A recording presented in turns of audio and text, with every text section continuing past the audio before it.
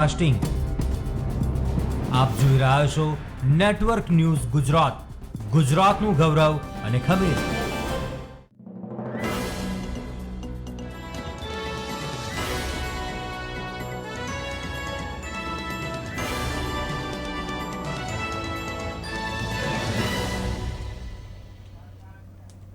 નમસ્કાર દર્શક મિત્રો, ફરીથી એકવાર સ્વાગત છે આપનો અમારા વિશેષ કાર્યક્રમ મનોમંથનમાં. હું છું આનંદ બારોટ અને આપ મારી સાથે જોઈ રહ્યા છો નેટવર્ક ન્યૂઝ ગુજરાત, ગુજરાતનું ગૌરવ અને ખમીર. દર્શક મિત્રો, રોજ વાત કરીએ છીએ આપણે કોરોનાની. પહેલો સાદો કોરોના, પછી સ્ટેજ વાય કોરોના અને અત્યારે મ્યુકોરમાઇકોસિસ નામની એક નવી બીમારી કોરોનાની સાથે ભળી ગઈ છે. એટલે કે કોરોના રોજ કંઈક નવા વસ્ત્રો પહેરીને આવી રહ્યો છે આપણી સામે. દર્શક મિત્રો, જ્યારે શરૂઆતનો સ્ટ્રેન હતો ત્યારે આપણે ખૂબ જ લાઇટલી લીધું અને એને હળવાશથી આપણે લઈ અને કદાચ એક સ્ટ્રેન પૂરો પણ કરી નાખ્યો. પણ જ્યારે બીજો આવ્યો ત્યારે ખૂબ જ ગંભીર અને ખતરનાક હતો. અને હવે જો ત્રીજી જે લહેર આવી રહી છે, આ ત્રીજી લહેર કદાચ એનાથી પણ વધારે ગંભીર અને ખતરનાક હોઈ શકે. એનું કારણ છે કે આ લહેરની અંદર સમય ખૂબ જ ઓછો હોય છે. તો મારી સાથે આજે સ્ટુડિયોમાં ઉપસ્થિત મેં બેડ તબીબોને એવા બોલાયા છે કે જે લોકોએ આ રોગને ખૂબ જ નજીકથી જોયો છે. 1.25 વર્ષથી જે લોકોએ કોરોનાના દર્દીઓની સારવાર કરી છે ને દર્દીઓની સાથે ઉભા રહ્યા છે, ડોક્ટર વિશાલ પટેલ અને ડોક્ટર હાર્દિક તલાટી. સ્વાગત છે આપ સૌનું અમારા વિશેષ કાર્યક્રમ મનોમંથનની અંદર. સૌથી પહેલો પ્રશ્ન ડોક્ટર વિશાલ, આપને શું છે આ મ્યુકોરમાઇકોસિસ અને કેવી રીતે થાય છે આ રોગ? જી આનંદભાઈ, મ્યુકોરમાઇકોસિસ એ અત્યારના સમયમાં જોવા જઈએ કે અત્યારે જે રીતે વેરિયન્ટ બહાર આવ્યું છે એ મુજબ નવું કહી શકીએ. બાકી મ્યુકોરમાઇકોસિસ જે વસ્તુ છે એક ફંગલ ઇન્ફેક્શન ટાઈપનું છે. એટલે કે મ્યુકોરમાઇકોસિસ એ જ્યારે આપણે આગળની વખતે જે કોરોનાનો ફર્સ્ટ સ્ટ્રેન હતો એ ટાઈમે પણ આપણા સામે કેસીસ જોવા મળ્યા હતા કે એ ટાઈમે આપણને આ મ્યુકોરમાઇકોસિસના ઘણા થોડા પ્રમાણમાં કેસીસ જોવા મળ્યા હતા, પણ જોવા મળ્યા હતા ખરા. મ્યુકોરમાઇકોસિસની અંદર વસ્તુ એ રીતેની થાય છે કે ફંગલ ઇન્ફેક્શન જે છે એ આપણે લાઈક કે કોવિડ થઈ ગયો છે પેશન્ટને, કોવિડના સિમ્ટમેટિકલી કોવિડ થયાના 5 દિવસથી આ ઇન્ફેક્શન છે એ ચાલુ થતું હોય છે. એટલે કે આ ઇન્ફેક્શન જે હોય છે, એટલે કે કોવિડના પેશન્ટ જ્યારે આપણે હોસ્પિટલની અંદર એડમિટ કરતા હોઈએ છીએ ત્યારે એને વધારે પ્રમાણમાં આપણે સ્ટીરોઇડ આપવામાં આવે કે આપણે જે લાઈક કે એનું ઓક્સિજન લેવલ મેન્ટેન ના થતું હોય અથવા એના લંગ્સની અંદર વધારે ઇન્ફેક્શન થઈ જતું હોય ત્યારે એવા પ્રમાણમાં આપણે એને સ્ટીરોઇડ આપતા હોઈએ છીએ. એટલે આ સ્ટીરોઇડ આપવાના કારણે જ્યારે સૌથી વધારે હુમલો જે છે ડાયાબિટીક પેશન્ટને, કે જે ડાયાબિટીસ ધરાવતા પેશન્ટ જે હોય છે આને સૌથી વધારે તકલીફ આવા પેશન્ટની અંદર જોવા મળતી છે. એટલે કે મ્યુકોરમાઇકોસિસ એ આવા પેશન્ટની અંદર આપણા આંખ, કાન અને નાક આ ત્રણ એના મેઇન ઇન્ફેક્શિયસ એરિયા જે છે કે આ એરિયાના પર્ટિક્યુલર આટલા એરિયાની અંદર એ ફંગસ ઇન્ફેક્શસ સાઇનસ દ્વારા સાઇનસની બાજુમાં એનું ઇન્ફેક્શસ ક્રિએટ થતું હોય છે. એટલે કે આપણે જે સાઇનસની આજુબાજુમાં આ રીતેના બેક્ટેરિયા ઇન્ફેક્શિયસ ફૂગ જે વસ્તુ આપણે કહીએ સિમ્પલ ભાષામાં ફૂગ કે એ ક્રિએટ થઈ જતું હોય છે. અને એ ક્રિએટ થવાના કારણે ક્યાંક ને ક્યાંક આપણું જે મોઢાનું જડબું છે, દાંત અને સરાઉન્ડિંગ આપણે મીન્સ કે અપર બોડીના અપર રેસ્પિરેટરી ટ્રેકથી ઉપરના ભાગમાં જઈએ ત્યાં સુધીના દરેક એરિયાની અંદર ઇન્ફેક્શન્સ ક્રિએટ કરતું હોય છે. અને જ્યારે આ મ્યુકોરમાઇકોસિસ આપણને થતું હોય છે ત્યારે પેશન્ટની અંદર ધીમે ધીમે એના લક્ષણો જોવા મળતા હોય છે કે આ મ્યુકોરમાઇકોસિસ થાય છે અને સૌથી પહેલાં આંખમાં દેખાવાનું ઓછું થઈ જતું હોય છે, થોડા આંખમાં ધૂંધળું પણ જે કહીએ આવી જતું હોય છે, નાક વટે જે છે શ્વાસ લેવામાં જે થોડી તકલીફ જે કોરોનાની અંદર તો થતી હોય છે પરંતુ આની અંદર કંઈક થોડી ખાસ વધારે જોવા મળતી હોય છે. નાકની અંદરથી કાળા કલરનું પ્રવાહી બહાર નીકળવું એ પણ આ એક આના લક્ષણ જે છે. પછી બીજી વાત કરીએ કે આપણું જે દાંત હોય છે કે અત્યારે જે રીતે દાંતનું જે જડબા સાથે અટેચેડ કે મજબૂત દાંત કહીએ એ હલી જતા હોય છે, એટલે મીન્સ કે એ પણ વીક પડી જતા હોય છે, એટલે જડબું ક્યાંક ને ક્યાંક વીક પડી જતું હોય છે. આપણે અપર ટેરવાનો ભાગ જે કરતા એ મોઢાની અંદર એ ભાગ કાળો પડી જતો હોય છે. જ્યારે ધીમે ધીમે આ રીતેની પરિસ્થિતિમાં પેશન્ટ 5મા દિવસથી 15મા દિવસ સુધી પહોંચતું હોય છે ત્યારે પેશન્ટની આંખની સરાઉન્ડિંગ બાજુનો ભાગ જે છે અને આંખની ઉપરનો ભાગ છે બ્લેક થઈ જતો હોય છે. એટલે કે ક્યાંક ને ક્યાંક ઇન્ફેક્શન્સનું પ્રમાણ અંદર વધી જતું હોય છે. જ્યારે આ રીતેના પેશન્ટને આઈડેન્ટિફિકેશન કરવામાં આવ્યા ત્યારે સૌથી પહેલાં એને આને જે વસ્તુ છે MRI અને પ્લસ બીજી વસ્તુ કે એને સીટી ચેસ્ટ કરવામાં આવ્યા. આની અંદર એ વસ્તુ આપણને આઈડેન્ટિફાય ક્લિયરલી જોવા મળ્યું કે આના બેક્ટેરિયાનો ગ્રોથ થતો હોય છે. અત્યારની પરિસ્થિતિની વાત કરવા જઈએ કે અત્યારની પરિસ્થિતિમાં મ્યુકોરમાઇકોસિસ એ થોડો બહોળા પ્રમાણમાં ફેલાઈ રહ્યો છે કે જે રીતે અમદાવાદમાં કેસીસ આવી રહ્યા છે, સુરતમાં કેસીસ આવી રહ્યા છે, રાજકોટમાં કેસીસ આવી રહ્યા છે. અમદાવાદની અંદર અત્યારે હાલ વાત કરવા જઈએ કે જે રીતે આજના ડેટા મળી રહ્યા છે એ મુજબ અમદાવાદ ડેન્ટલ કોલેજ જે છે સિવિલમાં ત્યાં 22 દર્દીઓ અને જે ENT વિભાગ જે છે ત્યાં આગળ કુલ ટોટલ થઈને 60 દર્દીઓ મ્યુકોરમાઇકોસિસની સારવાર લઈ રહ્યા છે અત્યારે. એટલે વાત કરવા જઈએ કે મ્યુકોરમાઇકોસિસ એ અત્યારે બહોળા પ્રમાણમાં અને કોવિડ થઈ ગયાના પછી મોસ્ટલી જે કોવિડ થઈ ગયેલા પછીના જે પેશન્ટ જે છે કે જેમની ઇમ્યુનિટી લો છે, જેમને સ્ટીરોઇડ આપવામાં આવે છે, જેને ડાયાબિટીસનો પ્રોબ્લેમ છે, આવા દર્દીને સૌથી વધારે મ્યુકોરમાઇકોસિસ થવાના ચાન્સીસ વધી ગયા છે. એટલે ક્યાંક ને ક્યાંક આવા દર્દીમાં સૌથી વધારે પ્રમાણમાં મ્યુકોરમાઇકોસિસનું પ્રમાણ અત્યારના પ્રમાણમાં જોવા મળી રહ્યું છે. આનંદભાઈ જી હવે આપણે ડોક્ટર તલાટી પાસે જઈએ છીએ. ડોક્ટર તલાટી, જે રીતે ડોક્ટર હાર્દિકે આપણને જણાવ્યું કે મ્યુકોરમાઇકોસિસ જે ક્યાંથી શરૂઆત થાય છે, કઈ રીતે છે, અને હવે જે કહેવાય ને precaution is better than cure, એટલે કે કેવી રીતે આને અટકાવી શકાય, અથવા તો થાય છે તો કયા સ્ટેજે આને અટકાવી શકાય છે, અથવા તો આને અટકાવી શકાય છે કે નથી શકાતું. શું કહેશે ડોક્ટર તલાટી એના વિશે? જી આનંદભાઈ, હવે જે રીતે સાહેબે કીધું કે મ્યુકોરમાઇકોસિસ શું છે એમાં હું થોડુંક હજી વધારે તમને નોલેજ આપીશ કે મ્યુકોરમાઇકોસિસ જે છે એ ઝાયગોમેટસ છે. ઓકે. અને બીજી વસ્તુ એ છે કે જ્યારે પણ મતલબ આ મ્યુકોરમાઇકોસિસ થાય છે તો એમાં એવું હોય છે કે જ્યારે તમે અમુક એરિયા છે જેમ કે કન્સ્ટ્રક્શન સાઇટ છે કે તમે મતલબ જે જગ્યાએ ધૂળ વધારે ઉડતી હોય, ઇવન કે હોસ્પિટલની અંદર જ્યાં મતલબ આપણે કોવિડનો જે એરિયા છે એમાં તમે જાઓ તો ત્યારે તમારે ભેજવાળા વાતાવરણમાં જ્યારે તમે વધારે આવો ત્યારે ફંગલ ઇન્ફેક્શન છે એ ખાસ કરીને તમારે જે રીતે સાહેબે કીધું આંખ, નાક, કાન, અને બીજી વસ્તુ એ છે કે કટ હોય, વુન્ડ હોય. કટ એટલે કંઈક વાગી ગયું હોય, વુન્ડ એટલે કંઈક મતલબ ત્યાં ફંગસ ઇન્ફેક્શન વધી ગયું હોય, તો આ બધા સમયમાં પણ જ્યારે મ્યુકોરમાઇકોસિસ જોવા મળી શકે છે. સાહેબે જે રીતે બીજી વાત કીધી કે મતલબ નાકની અંદર જે આ થઈ રહ્યું છે એ નાકમાંથી પછી તમારા ફેફસામાં જાય છે. અને ખાસ કરીને જેની ઇમ્યુનિટી લો હોય, ઇમ્યુનિટી એટલે રોગ પ્રતિકારક શક્તિ જેનામાં લો હોય છે એના કેસમાં થાય છે. હા, હું એ પણ કહી શકીશ કે મતલબ આમાં હજી મતલબ તથ્યો બાકી છે, પણ ક્યાંક ને ક્યાંક આ જે ઇન્જેક્શનો જે આપણે વધારે પડતા લઈએ છીએ પછી એના લીધે પણ આ વસ્તુ થઈ શકે છે. કારણ કે તમારી બોડીમાં જ્યારે બહારથી જેમ કે રામદેવીસીડ છે કે પછી ટેસિલેઝોલામ છે, તો આ જે ઇન્જેક્શન્સ જે આપવામાં આવે છે એ કોઈ રામબાણ તો છે નહીં. એટલે આના લીધે શું થાય છે કે આ જે ઇન્જેક્શન્સ જે છે એ મતલબ એક જાતના સ્ટીરોઇડ્સ છે, જે સાહેબે કીધું. એટલે સ્ટીરોઇડ્સ જ્યારે આપણા શરીરમાં જાય એટલે એને કંઈક ના કંઈક આડઅસરો ઊભી થતી જ હોય છે. એમાંની એક આડઅસર છે આ, જ્યારે તમારી ઇમ્યુનિટી ઓછી થઈ જતી હોય છે બોડીમાં ત્યારે ખાસ કરીને તમને આ જે રોગ જે છે મ્યુકોરમાઇકોસિસ જે છે એ તમને જોવા મળે છે. બીજી વાત હું તમને કહું કે જ્યારે નાકમાં ઇન્ફેક્શન એ ફેફસામાં જાય અને ફેફસામાંથી આખા શરીરમાં પ્રસરે છે, એટલે એ તમને પછી આંખમાં છે, કાનમાં છે, જે રીતે કીધું કે નાકમાંથી કાળું પાણી પડવું, એ બધી વસ્તુઓ એમાં થતી હોય છે. આ કોને ખાસ કરીને થાય છે? રિસ્ક ફેક્ટર્સ કોનામાં વધારે છે? તો કેન્સર પેશન્ટ્સને, ડાયાબિટીક પેશન્ટને, એની સાથે સાથે જેને મતલબ કોઈ પણ ટ્રાન્સપ્લાન્ટ કર્યું હોય કે મતલબ માની લો કે લીવર ટ્રાન્સપ્લાન્ટ હોય કે કોઈ પણ બોડીના પાર્ટ આપણે ટ્રાન્સફર કરાયા હોય તો એવા કેસીસમાં પણ થઈ શકે છે. તો આ જે બધા જે એના રિસ્ક ફેક્ટર્સ જે છે એ આ દર્દીઓમાં વધારે જોવા મળે છે, જેને ટ્રાન્સપ્લાન્ટ કરાવ્યું હોય કે કેન્સર હોય કે એ લોકોનામાં વધારે જોવા મળે છે. બીજી વાત હું તમને કહીશ કે મ્યુકોરમાઇકોસિસ જે છે એ પહેલા પણ આવ્યું હતું, અત્યારે પણ છે, પણ અત્યારે એની જે શું કહેવાય કે પેન્ડેમિક જે છે વધારે છે. પણ હા, હું એ વસ્તુ કહીશ કે કન્ટેજિયસ નથી. કન્ટેજિયસનો મતલબ શું છે કે મતલબ હવાના મારફતે જો મને મ્યુકોરમાઇકોસિસ થયો હોય તો આપણા નજીક કોઈ પણ વ્યક્તિ આવે એને મ્યુકોરમાઇકોસિસ થાય એવું નથી હોતું. મ્યુકોરમાઇકોસિસ પર્ટિક્યુલર વ્યક્તિને જ્યારે ઇમ્યુનિટી એની ઓછી હોય છે ત્યારે આ વસ્તુ થતી હોય છે.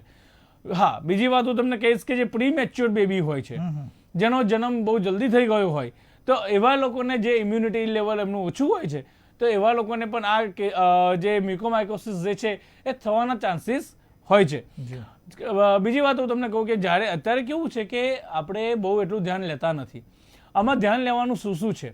તો આનાથી બચવા માટે સૌથી પહેલા તો માસ્ક N95 પહેરવાનું રાખો.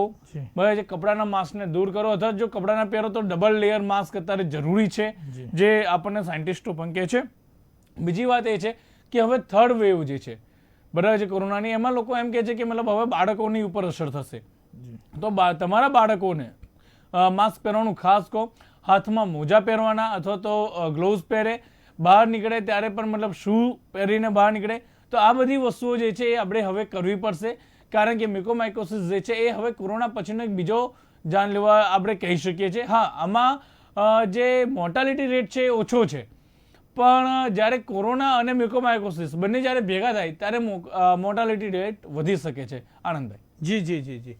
તો ડૉક્ટર વિશાલભાઈ, આપને પૂછવા માંગીશ કે જે રીતે ડૉક્ટરે જણાવ્યું કે આવી રીતનો રોગ છે, હવે આને રોકવાના કોઈ અસરકારક કોઈ આપણી જોડે રીત ખરી કે એના કોઈ દવા ખરી, અથવા તો કહેવાય ને કે એના પહેલાં આપણને કયા સ્ટેજે ખબર પડે છે કે આ મ્યુકોરમાઇકોસિસ છે, અને અથવા તો એને આપણે કેવી રીતે રોકી શકીએ, અથવા તો એ વસ્તુ આપણા સુધી પહોંચી જ ન જાય એના માટે શું કેર કરવી પડશે?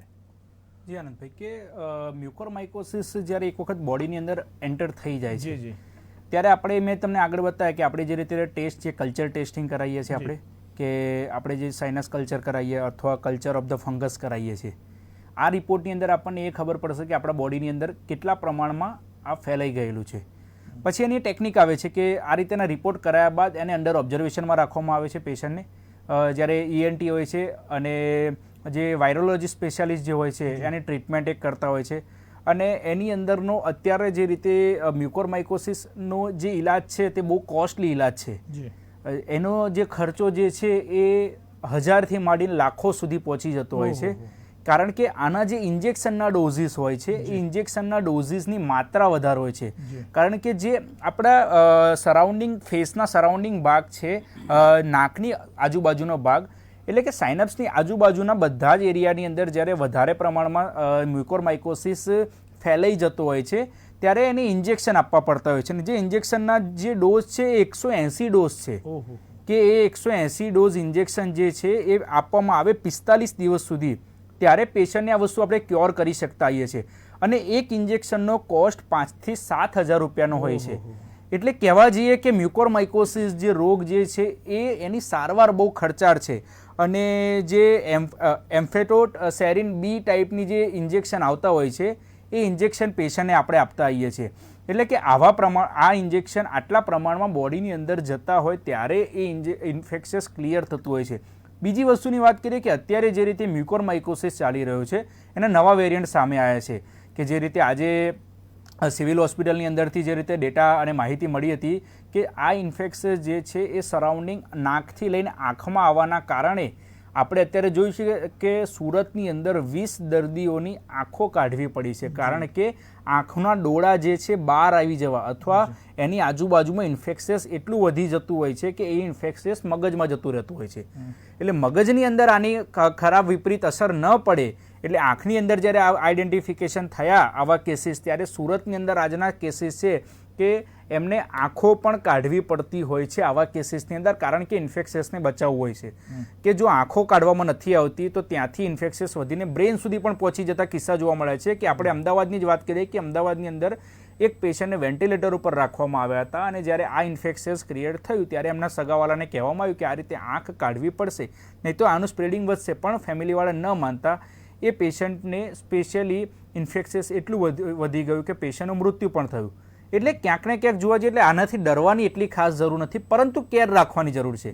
કે જે રીતે અત્યારે વાયરસ, કોરોના વાયરસ તો ચાલી રહ્યો છે, પણ સૌથી વધારે જે મેં વાત કરી કે ડાયાબિટીક પેશન્ટની અંદર સૌથી વધારે પ્રમાણમાં જોવા મળ્યા હોય આપણા અમદાવાદ કે કોઈ પણ રાજ્યની અંદર, તો ડાયાબિટીક પેશન્ટની અંદર સૌથી વધારે ઇમ્યુન સિસ્ટમ લો હોય, અને જેણે પણ કોરોનાની અંદર ખરાબ સિચ્યુએશનની અંદર જ્યારે સ્ટીરોઇડ વધારે પ્રમાણમાં આપવામાં આવ્યા છે એવા દર્દીને સૌથી વધારે ઇફેક્ટ આવી જોવા મળી છે.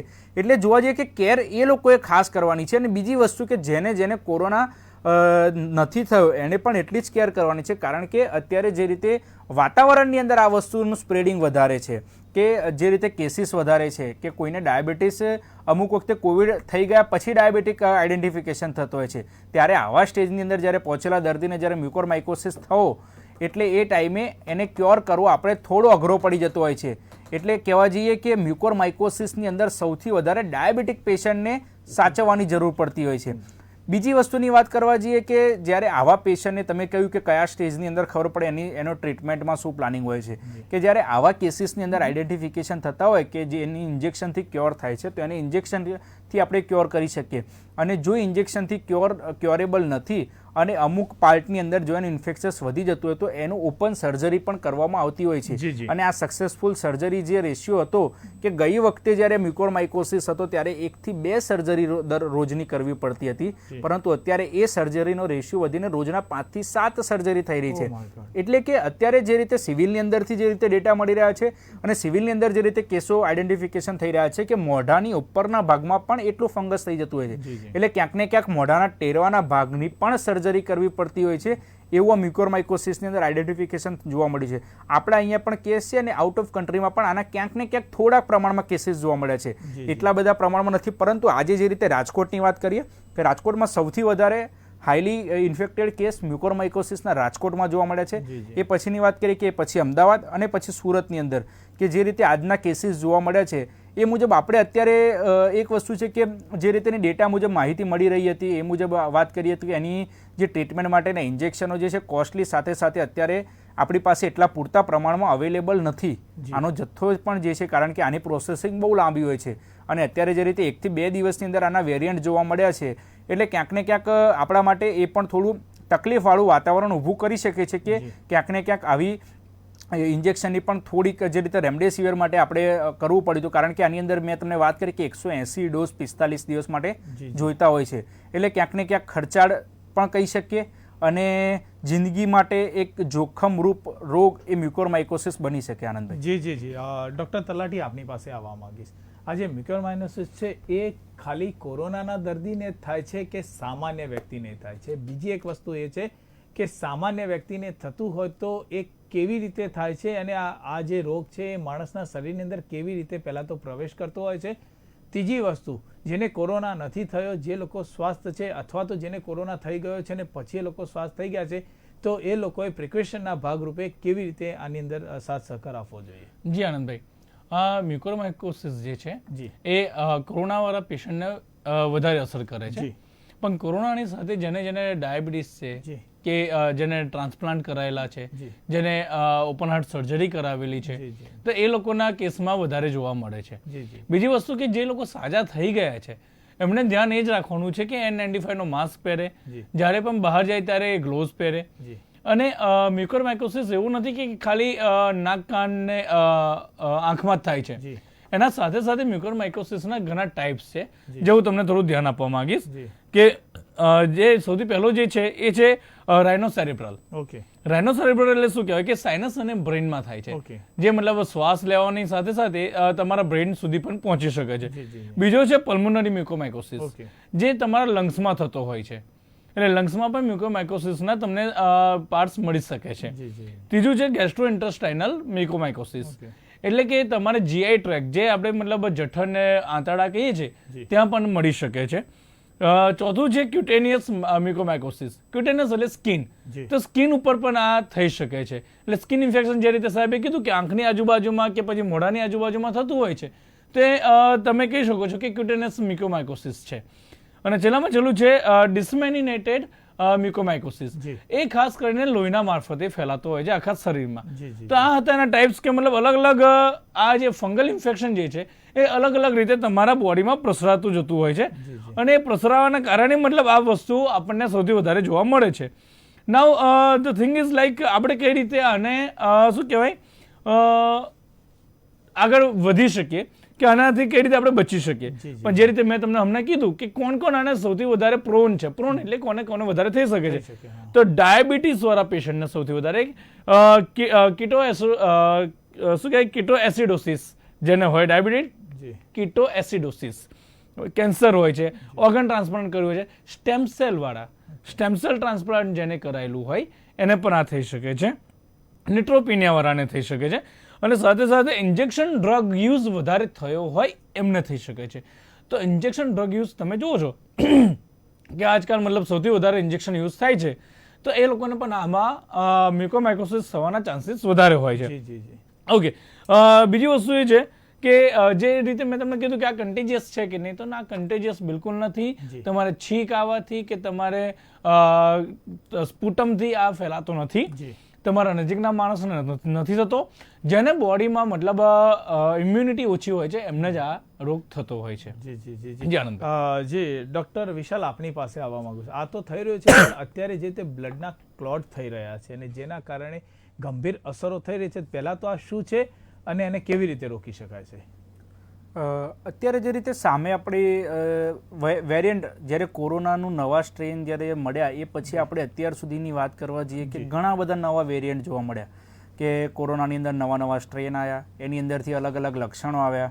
લક્ષણોની સાથે સાથે જ્યારે અમે લોકો જ્યારે હોસ્પિટલની અંદર જ્યારે પેશન્ટો જોતા હોઈએ અને નવા વેરિયન્ટ સામે આવતા હોઈએ એટલે પછી ક્યાંક ને ક્યાંક એના ઉપર રિસર્ચ પણ થતા હોય છે.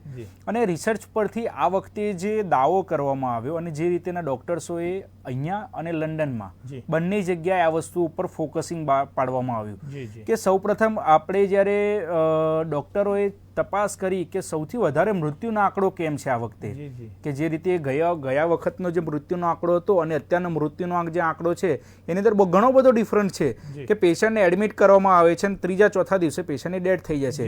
પણ અત્યારે જે રીતેની સિચ્યુએશન છે કે જે આપણા બોડીની અંદર જ્યારે આ કોરોના વાયરસ એન્ટર થાય છે અને એન્ટર થયા પછી લંગ્સની અંદર જે ઇન્ફેક્શન કરી નાખે કે આખા લંગ્સને 70% ઇન્ફેક્શન્સ 3 દિવસની અંદર થઈ જતા હતા.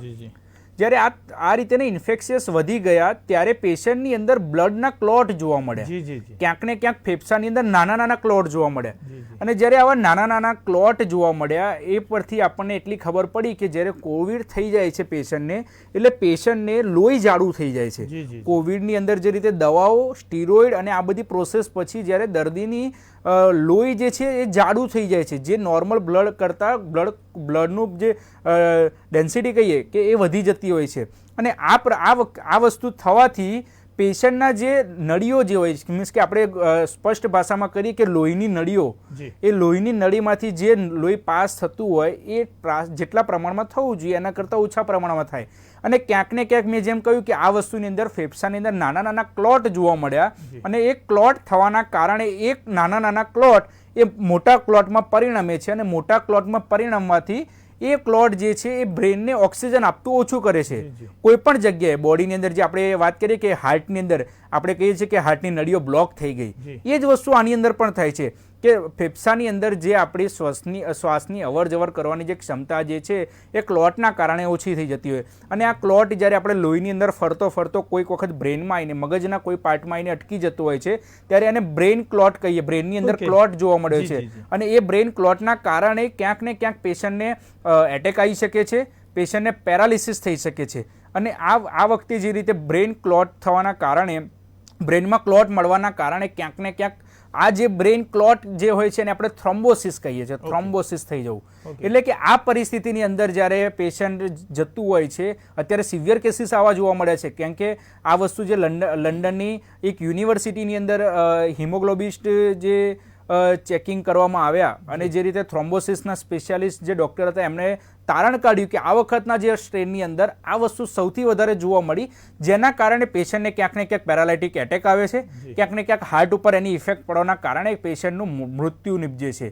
કેમ કે આ વખતે જે છે ફેફસાની અંદર હુમલો વધારે છે બેક્ટેરિયાનો, એક નાના નાના ક્લોટ કરે છે. બીજી વસ્તુ કહીએ કે જેને લોહી જે છે એ લોહી જાડું થઈ જવું, કે લોહીની અંદર ચિકાસ જેના વધારે હોય છે, જે વ્યક્તિના લોહીની અંદર ચિકાસ વધારે હોય છે તેને ક્લોટ થવાની શક્યતા સૌથી વધારે હોય છે. એટલે કે લંડનની અંદર આ પણ રિસર્ચ કરવામાં આવ્યું કે જેના લોહીની અંદર ચિકાસ વધારે જોવા મળી એને ક્લોટિંગ વધારે જોવા મળ્યું, થ્રોમ્બોસિસ થઈ ગયા અને થ્રોમ્બોસિસ થવાના કારણે ક્યાંક ને ક્યાંક મૃત્યુઆંકમાં ઉછાળો જોવા મળ્યો. એટલે કે પેશન્ટને જે રીતે આપણે આ વખતે જોયું કે ઓક્સિજનની રિક્વાયર પણ વધુ જોવા મળી. ક્યાંક ને ક્યાંક આવા નાના નાના ક્લોટ જે છે એ નાના નાના ક્લોટ જે છે એ ફેફસાની અંદરના સરાઉન્ડિંગ ભાગની અંદર અટેચ થઈ જવાના કારણે ઓક્સિજનની એટલી ડિમાન્ડ કરતા હોય છે આવા ક્લોટ. એટલે ઓક્સિજનની ડિમાન્ડ પણ એટલી વધી ગઈ.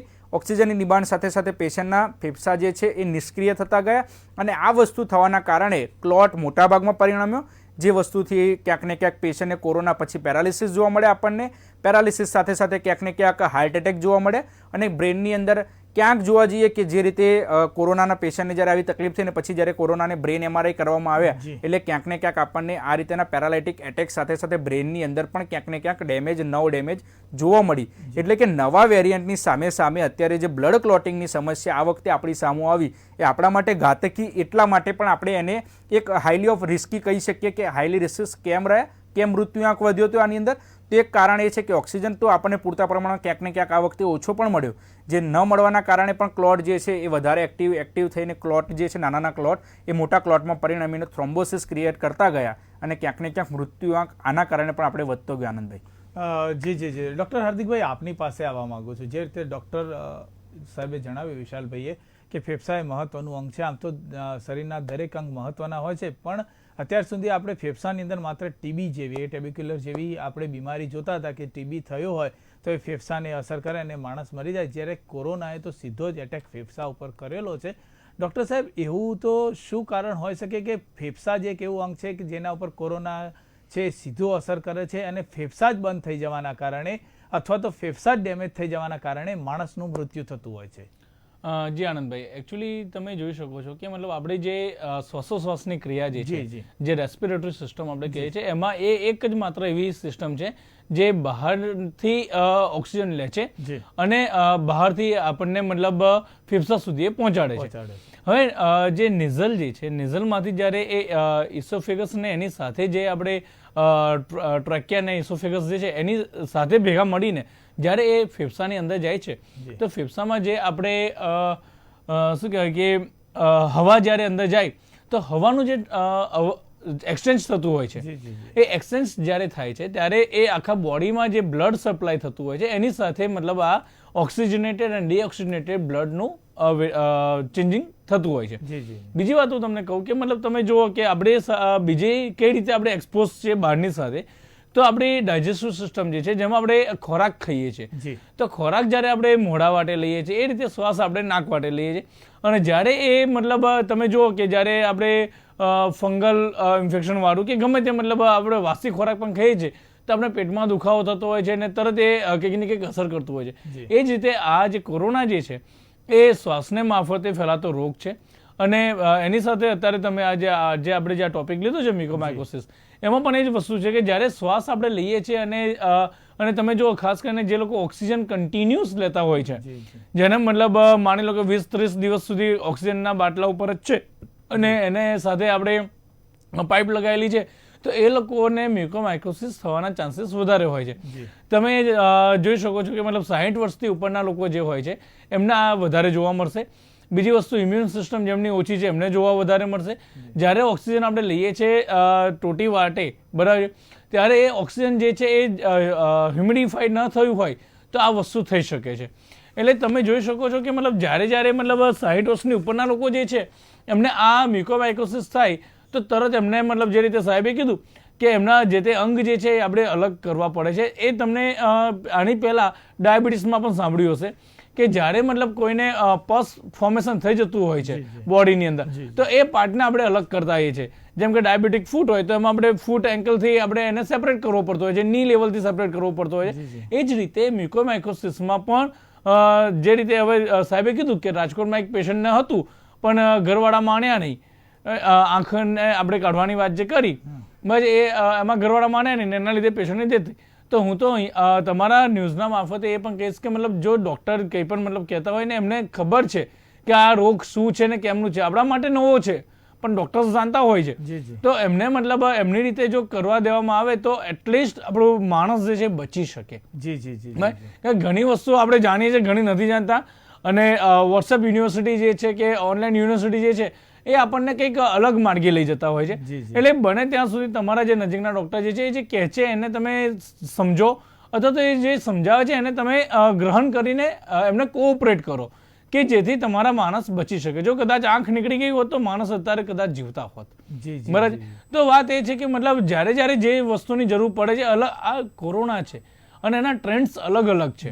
આ સેકન્ડ ટ્રેન્ડ છે. થર્ડ ટ્રેન્ડમાં જે રીતે બાળકોનું આવવાનું છે એવું કે લોકો જે વૈજ્ઞાનિકો કહી રહ્યા છે, તો એમાં હું એ કહીશ કે અલગ અલગ રોગ અલગ અલગ રીતે નવું કંઈકનું કંઈક લઈને આવી રહ્યા છે અને આની રસી અત્યારે એટલી જલ્દી આપણને નથી મળતી કે એટલી જલ્દી અસર એટલે નથી કરતી, કારણ કે દરેક વ્યક્તિની સાથે અલગ અલગ રીતે કોરોના બિહેવ કરે છે ભાઈ. એ જ રીતે મેં તમને જે કીધું કે મતલબ આ જે મ્યુકોમાઇકોસિસ જે છે એના મેં તમને અલગ અલગ ભાગ બતાવ્યા કે મતલબ એ ક્યાં ક્યાં પ્રસરી શકે છે, શું શું કરી શકે છે.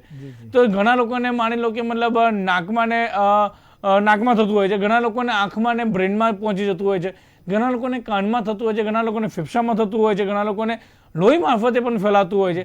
તો આ અલગ અલગ જે એના પરિબળો છે, તો એમાંથી આપણને કઈ રીતે મ્યુકોમાઇકોસિસ છે અને કયા લેવલનું છે શું છે એક ડોક્ટરને આપણે વધારે ખબર પડી શકે. બીજી વસ્તુ કે આનું જે ટેસ્ટિંગ જે છે આનંદભાઈ, એ પણ મતલબ કોરોનાની જેમ જ છે, એનો સ્વેબ લેવાનો હોય છે, જે આપણે મતલબ નાકમાં જે દંડી નાખીને જે અત્યારે ચેક કરે છે તે રીતે નાકમાં દંડી નાખીને જે આપણે કોટન સ્વેબ જે આવે છે એના ઉપર લઈને અને પછી એનું આપણે કલ્ચર કરવું પડતું હોય છે, ત્યારે ખબર પડે છે કે આ મ્યુકોમાઇકોસિસ છે કે નહીં. એટલે એને ટેસ્ટિંગ કરવામાં પણ આપણે માની લો કે મતલબ કોઈ વ્યક્તિને આપણે ટેસ્ટિંગ કરાવીએ તો 3-4 દિવસે તો એનો રિપોર્ટ આવે.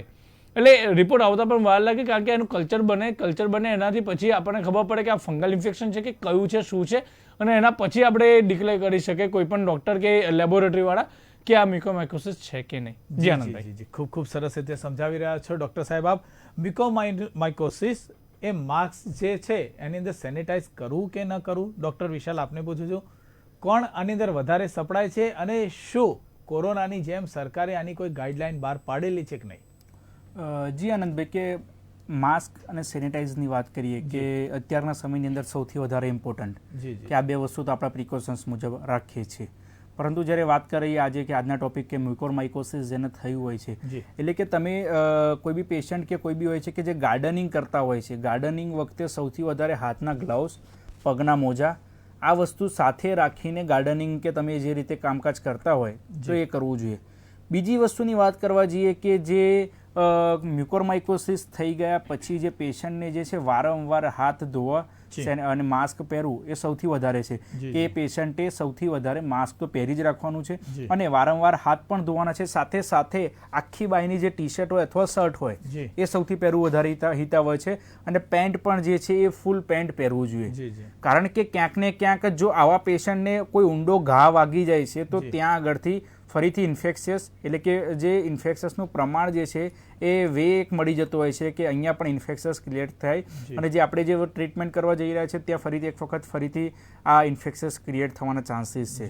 બીજી વસ્તુની વાત કરીએ કે સૌથી વધારે કોને થાય છે, તો કે જે રીતે હાર્દિકભાઈએ જણાવ્યું એ મુજબ સૌથી વધારે કેન્સરવાળા પેશન્ટને સૌથી વધારે જોખમ છે, ડાયાબિટીસવાળાને તો સૌથી વધારે છે, જેની અંદર WBC એટલે કે શ્વેત કણો જે આપણે કહેતા આવીએ છીએ એ ઓછું હોય એને સૌથી વધારે આના ચાન્સીસ છે. જેની બોડીની અંદર આયર્ન એટલે કે લો તત્વ જે આપણે કહીએ છીએ એ આયર્નનું પ્રમાણ ક્યાંક ને ક્યાંક ઓછું જોવા મળતું હોય એવા પેશન્ટને સૌથી વધારે આ તકલીફ જોવા મળે છે. કોઈ પણ એમ્પ્યુટેશન એટલે કે કોઈ પણ પાર્ટ આપણે કટ કરાયો બોડીની અંદર, કોઈ પણ એવી પરિસ્થિતિના કારણે કોઈ પણ પાર્ટ કટ કરાયો હોય અથવા કોઈ પણ ટ્રાન્સપ્લાન્ટ કરાયું હોય, આપણા બોડીની અંદર કોઈ પણ ટ્રાન્સપ્લાન્ટ કરાયેલું હોય તો આવા દર્દીની અંદર આવા દર્દીને જ્યારે કોરોના થાય છે ત્યારે મ્યુકોમાઇકોસિસનું જોખમ વધી જતું હોય છે. બીજી વસ્તુની વાત કરીએ કે જે રીતે સરકારની ગાઈડલાઇનની વાત કરીએ કે સરકારે જે રીતે જાહેર કર્યું છે કે આની અંદર મૃત્યુનું પ્રમાણ 50% છે, એટલે કે મ્યુકોમાઇકોસિસ થયા પછી 50% દર્દીઓ આની અંદર મૃત્યુ પામતા હોય છે, એ રીતેની ગાઈડલાઇન છે. બીજી વસ્તુ કે આની પાછળ જે ઇન્જેક્શનની વાત કરીએ કે ઇન્જેક્શન પૂરતા પ્રમાણમાં મળી રહે એની વ્યવસ્થા કરવા માટેની અત્યારે એક જાહેરાત કરી દેવામાં આવી છે કે આની પાછળ જે તે વપરાતા ઇન્જેક્શનના ડોઝીસ છે એ આપણા ઇનકેસ જો જ્યારે આપણે કોરોનાની વાત કરીએ કે કોરોનામાં આપણને ખ્યાલ નહોતો કે આ રીતેની પરિસ્થિતિ આવશે, પરંતુ આવી ગઈ. એ રીતે મ્યુકોમાઇકોસિસ પણ અત્યારે જે રીતે ચાલી રહ્યું છે કે જે રીતે દિવસે દિવસે કેસ વધી રહ્યા છે, તો એક આના માટેની પણ પ્રિકોશનના ભાગરૂપે આની અંદર તૈયારી દાખવવી જોઈએ. બીજી વસ્તુની વાત કરીએ કે આની અંદર જે સરકાર દ્વારા અથવા ડૉક્ટર દ્વારા જે રીતે તકેદારી રાખવાની વાત છે કે આની અંદર વારંવાર પેશન્ટને ઓછા પ્રમાણમાં ઓક્સિજન ઉપર રાખવા પડે એવી પરિસ્થિતિ, અને ક્વોલિટી ઓફ ઓક્સિજન આની અંદર સૌથી વધારે ઇમ્પોર્ટન્ટ છે કે બોડીની અંદર કઈ ક્વોલિટી ઓફ ઓક્સિજન કઈ રીતેનું છે. આજે જે રીતેની ડૉક્ટરે જણાવ્યું છે કે જે ENT ડૉક્ટરોએ પણ આજે જણાવ્યું છે કે એની અંદર ક્વોલિટી ઓફ ઓક્સિજન સૌથી વધારે જરૂરી છે અને ડાયાબિટીસને તમે કઈ રીતે કંટ્રોલમાં લાવી શકો આ સૌથી મેઇન પરિબળ છે કે જ્યારે પેશન્ટ એડમિટ થઈ જાય છે આવી કન્ડિશનની અંદર ત્યારે આપણે આટલા જો ક્રાઇટેરિયાને ધ્યાનમાં રાખીને પેશન્ટને ટ્રીટમેન્ટ કરતા આવીએ છીએ તો ક્યાંક જે ઇન્ફેક્શન્સ તો થઈ ગયું છે પણ ઇન્ફેક્શન વધે નહીં એ રીતેના પ્રયાસ કરવામાં આવી રહ્યા છે. અને જે રીતે આના ઉપર પણ હજુ સ્ટડી આગળ થઈ રહી છે કે વૈજ્ઞાનિકો પણ આની ઉપર હજુ તર્ક વિતર્ક કરી રહ્યા છે અને જે રીતે રિસર્ચ ચાલી રહ્યા છે કે આને અટકાવવા માટે સૌથી વધારે કે પહેલા સ્ટેજમાં હોય અને આઈડેન્ટિફિકેશન થયા પછી આપણે એને કઈ રીતે રોકી શકીએ એની પણ અત્યારે ચર્ચા વિચારણા આપણા દેશની અંદર લંડનની અંદર સૌથી વધારે આની ચર્ચા વિચારણા ચાલી રહી છે. આનંદભાઈ જી પહેલા તો ચર્ચામાં જોડાવા બધા ડૉક્ટર વિશાલ અને ડૉક્ટર હાર્દિક આપનો ખૂબ ખૂબ આભાર. દર્શક મિત્રો, આપ જાણો છો એ રીતે કે જો આવા ગંભીર રોગોથી બચવું હોય તો તમારે ક્યાંક ને ક્યાંક સાવચેતી રાખવી જરૂરી છે. નેટવર્ક ન્યૂઝ ગુજરાતનો હંમેશા પ્રયત્ન એવો હોય છે કે અમે અમારા દર્શક મિત્રોને એ જણાવવા માંગીએ છીએ કે જ્યારે આવી ગંભીર બીમારી હોય, ગંભીર રોગ હોય ત્યારે જે રીતે ડૉક્ટર સાહેબે આજે અમારો વિષય અમે કોઈ બીજા વ્યક્તિઓને લાવીને પણ આની અંદર કરી શકતા હતા, પણ બે ડૉક્ટરને લાવીને, બે તબીબને લાવીને આપની સમક્ષ રજૂ એટલા માટે કરવામાં આવે છે કે અમે ખૂબ જ ઊંડાણપૂર્વક આપને સમજણ આપવા માંગીએ છીએ. જે રીતે આપણે એને ખૂબ જ લાઇટલી રહી રહ્યા છે. ઘણા બધા લોકો હજુ એવા છે કે જેને કોરોનાને હજુ ગંભીર રીતે નથી લીધો. ક્યાંક ને ક્યાંક ઈશ્વરની દયાથી એ સપડાયેલા નથી, પણ જે રીતે કોરોનાના સ્ટ્રેન વધી રહ્યા છે, જે રીતે દિવસે ને દિવસે કોરોનાની સાથે બીજી બધી ઘણી બધી બીમારીઓ પણ આવી રહી છે, એ રીતે અમે નેટવર્ક ન્યૂઝ ગુજરાતના માધ્યમથી આપને વિનંતી કરીએ છીએ કે આપ સ્વસ્થ રહો, આપનો પરિવાર સ્વસ્થ રહે અને જ્યારે આપ અને આપનો પરિવાર સ્વસ્થ રહેશે ત્યારે કદાચ આપનું ગામ, આપનો તાલુકો, આપનો જિલ્લો, આપનું રાજ્ય અને આપનો દેશ અને આપણું વિશ્વ સ્વસ્થ રહેશે. ત્યારે આપણે કદાચ કોરોના જેવી ગંભીર બીમારીને અહીંયાથી હટાવી શકીશું. તો જે રીતે રોજે નવા સબ્જેક્ટ સાથે આપને મળીએ છીએ એવી રીતે કાલે પણ મળીશું એક નવા વિષય સાથે, એક નવા સબ્જેક્ટ સાથે, એક નવા વિચાર સાથે. ત્યાં સુધી જોતા રહો નેટવર્ક ન્યૂઝ ગુજરાત, ગુજરાતનું ગૌરવ અને ખમીર. નમસ્કાર. આ છે શ્રી હરિલક્ષ્મી બ્રોડકાસ્ટિંગ. આપ જોઈ રહ્યા છો નેટવર્ક ન્યૂઝ ગુજરાત, ગુજરાતનું ગૌરવ અને ખમીર.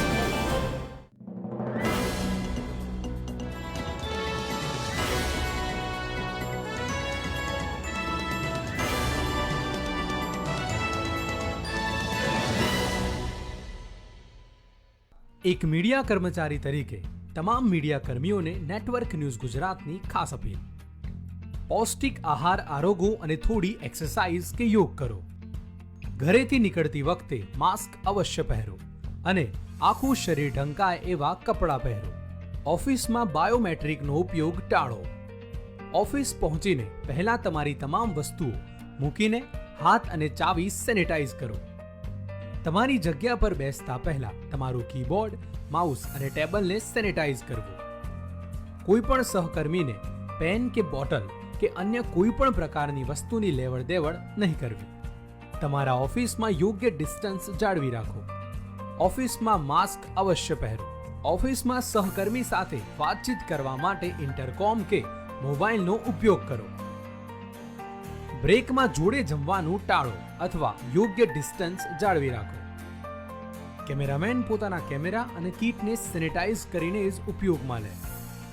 બૂમ અને કેબલને સેનિટાઈઝ કરે. ઓફિસથી ઘરે પહોંચીને પહેલા તમારી તમામ વસ્તુ જેવી કે બેગ, ટિફિનને સેનિટાઈઝ કરો.